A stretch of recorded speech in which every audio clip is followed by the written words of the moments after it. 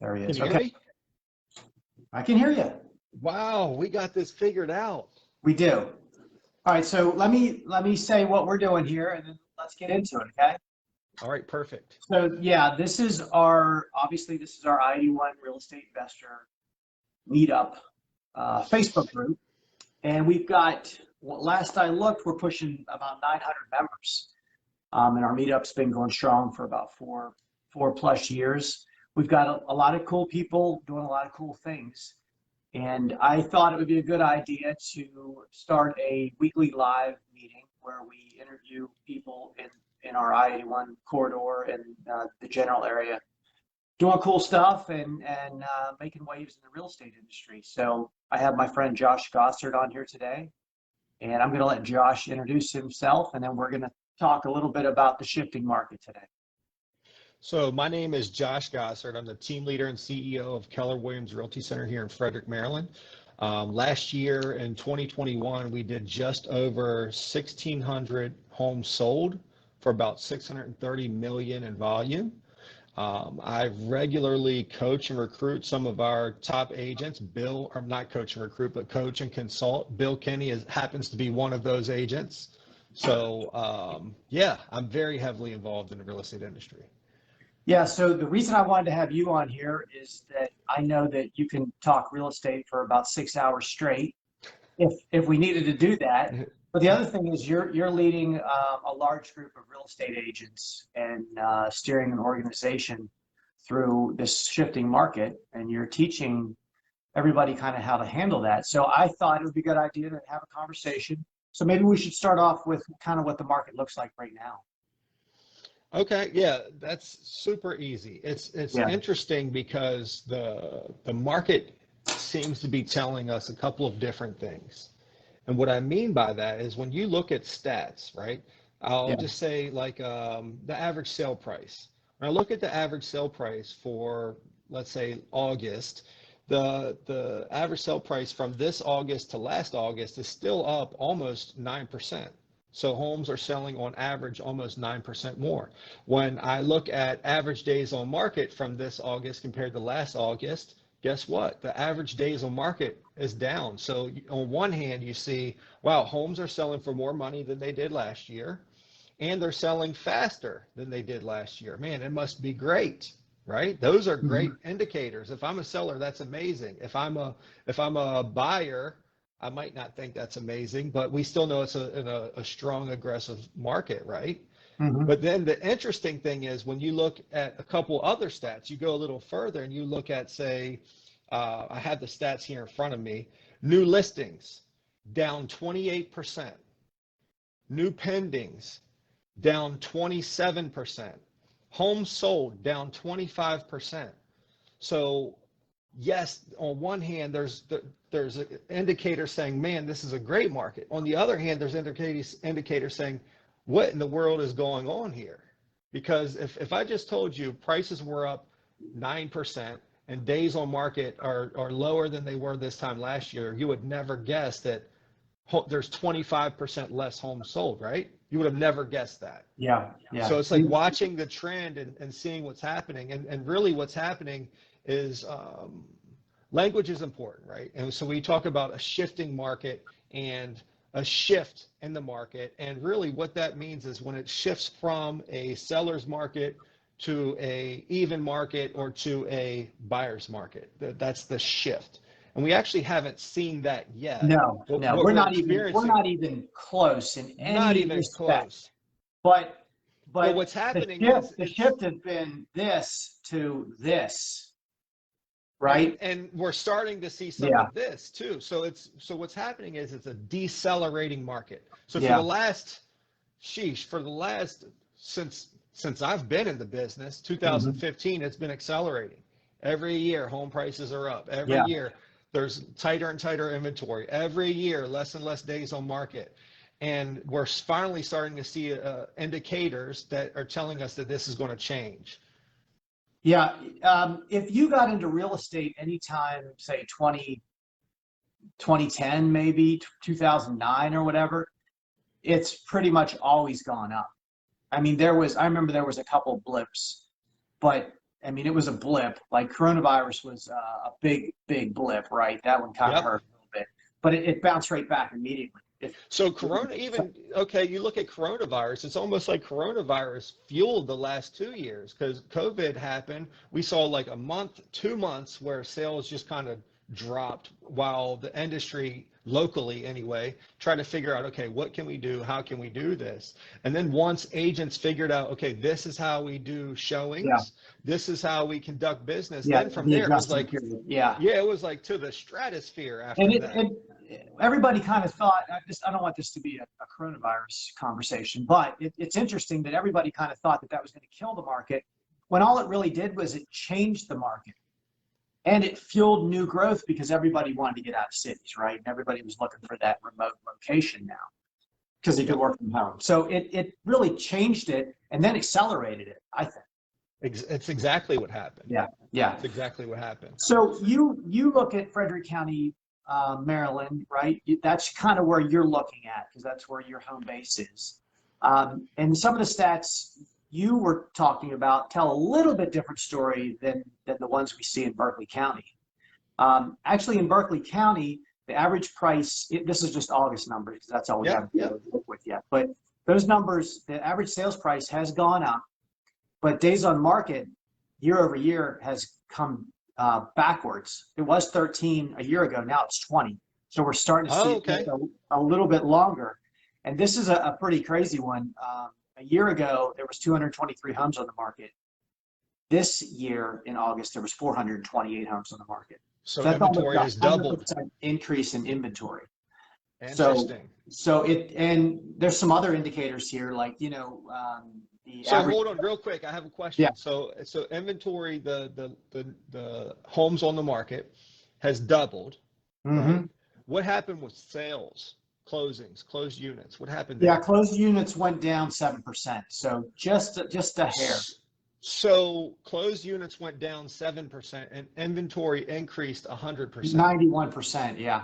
Wow, that's Yeah. interesting. Very interesting. So then there But you go. So that's more of that shift that we're that's talking right. about, right? Yeah. Yeah. Definitely a shift because we haven't seen these numbers in years, and they're starting to show up.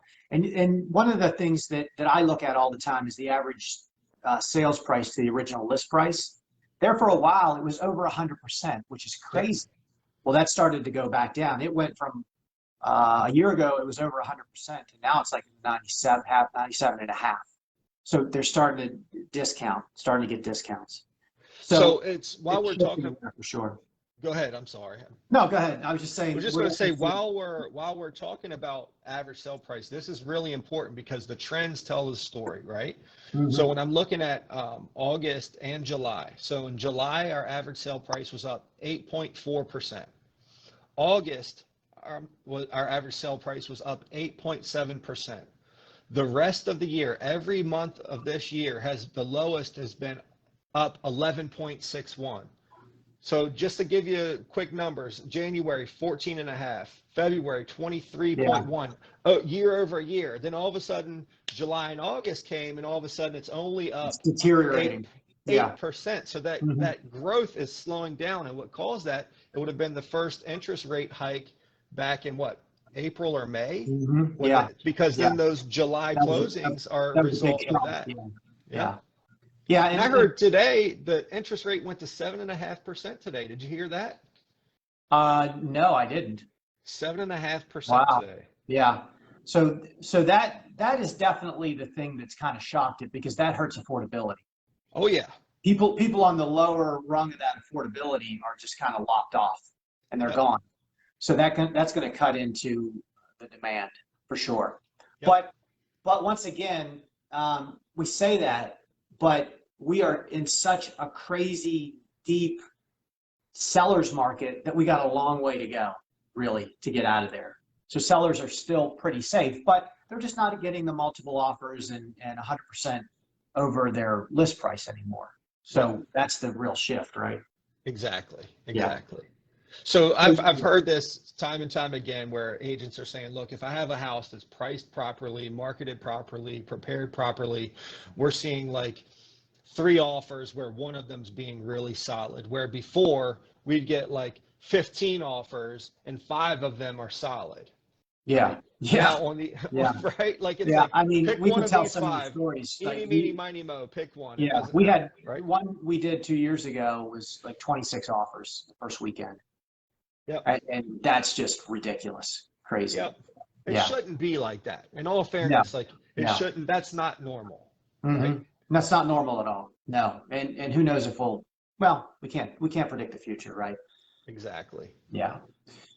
So, okay. So now we know kind of where we are, right? What are you teaching your agents or educating your agents? And I already, I'm part of this, so I kind of know, but to our audience here in the I-81 corridor and our investors, what should they do when the market starts to change? What does that look like from somebody So, that's in the business full time and they're either an investor or they're an agent or they're a lender or they're doing this thing full time. What's their activities need to look so it really it looks like this. If there's 26% less homes selling, then you need to increase your efforts by at least 26% just to stay even. Yeah. Right? If you're Yeah. sending 1,000 postcards out every month, well, you're going to have to send 26% more to Mhm. get the same results because there's just less activity happening. And That's I right. would say increase it by 50% just to be on the safe side, Yeah. right? Like, That's agreed. What does I know the Shift book, the Gary Keller book, talks about how to act when the market starts to move into another one. so you just have to there's a couple of, man, there's so many different Yeah. things, so many different ways we can go. I'm trying to keep this relevant for Yeah. investors.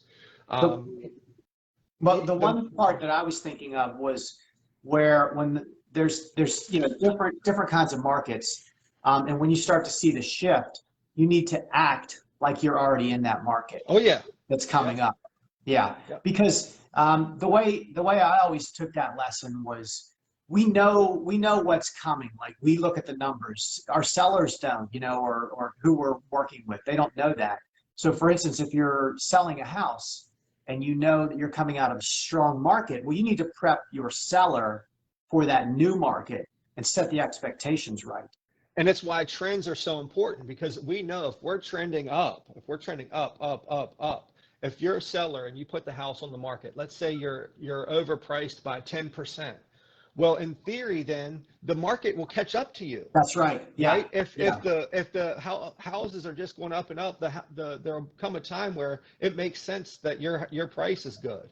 Now, on the Mm-hmm. flip side, in a decelerating market, if you price at 10%, the market's moving away from you, because the longer you're on the market, the further and further you're out, because now instead of the house down the street selling for 10,000 more, it's selling for 10,000 Yeah. less, Yeah, that's right? why you have to prep your seller in the case of a listing for that new market, because the old ways don't work in the new market.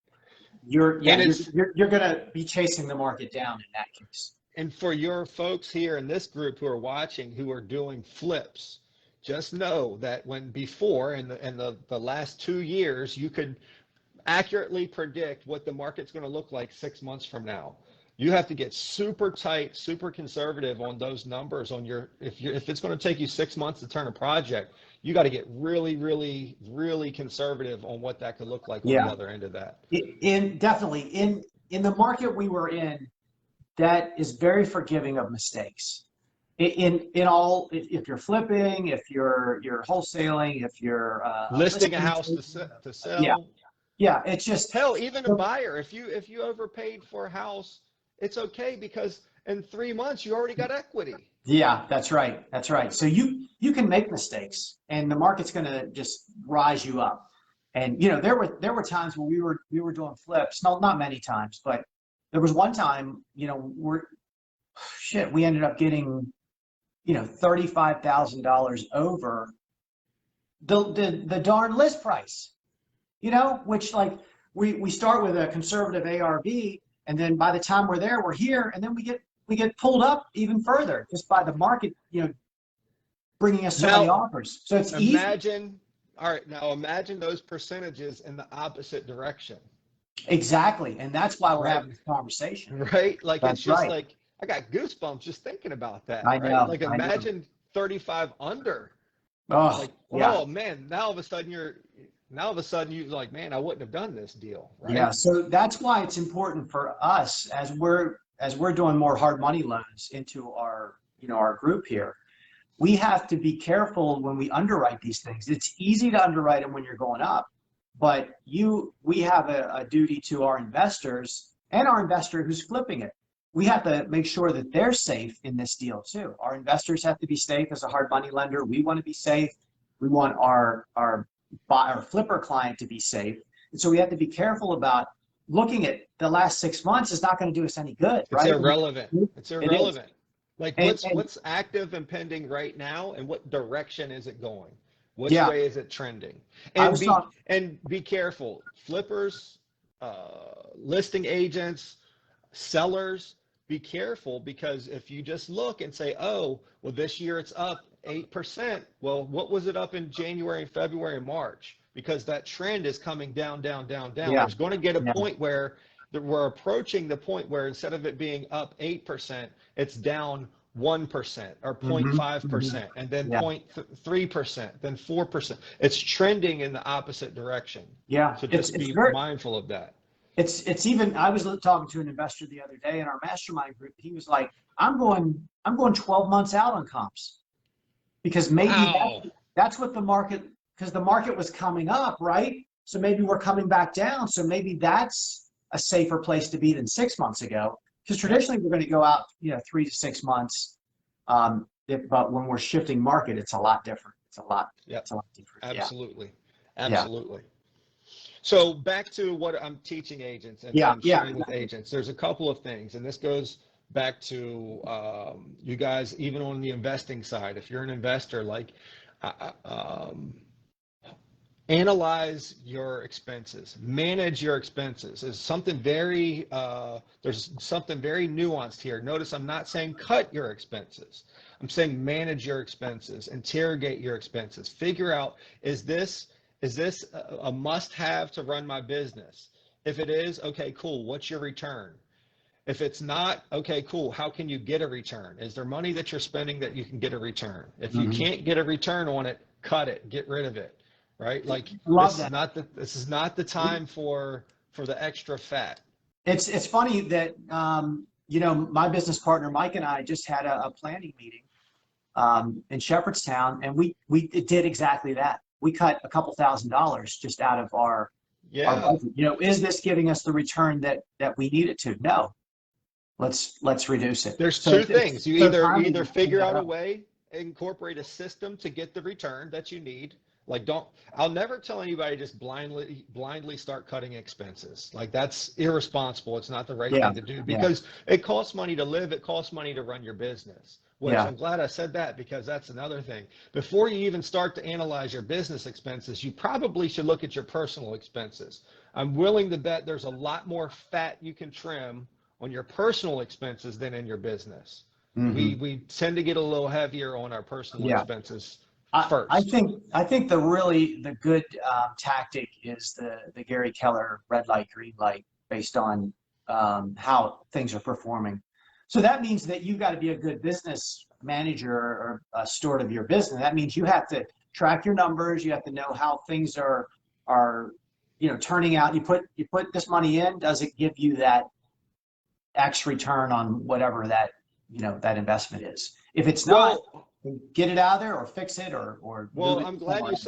I'm glad you said X, because some people think if I spend $1 and get $1 back, that I'm good, right? Yeah, I'm yeah, good. If I spend $100 and got 200 back, then that's perfect. Well, yeah, you have the cost, you have your time, you have expenses, you have taxes, right? Like yeah. you need a better than one-to-one return, right? Absolutely, absolutely. Yeah, we're not in the business of just keeping our heads above water, are we? Right. Right. Okay, so yeah, we've covered a ton of stuff here. So is there anything that this group can do for you? What can this group do for me? I Well, know I just dropped a question we're on you, but we're always hiring real estate agents.